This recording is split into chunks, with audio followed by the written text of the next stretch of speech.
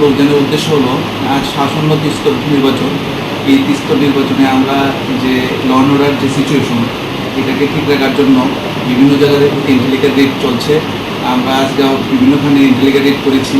আজকে এখান থেকে আমাদের যে অ্যাপ্রক্সিমেট বাংলা কান্ট্রিবিউট লিগার 200 লিটার পাওয়া গেছে এবং ওনাকে একটা অ্যারেস্টও করা হয়েছে, তার এগেনস্টে একটা পেয়ার দেওয়া হবে। আর এই অভিযান চলতে থাকবে আমাদের আগের দিনও, কারণ আসন্ন নির্বাচন সামনেই। আর যাতে ল অ্যান্ড অর্ডার সিচুয়েশন ঠিক থাকে এই জন্য সবাইকে আমি বলছি যে যারা ব্যবসা করছে নতুন করে তাদের উদ্দেশ্যে আমাদের বার্তা থাকবো আমার পক্ষ থেকে যে যাতে ব্যবসা বন্ধ করে দেয়, কারণ সামনে নির্বাচন, এইভাবে ব্যবসা করলে হবে না, সমাজ ধ্বংস হয়ে যাচ্ছে।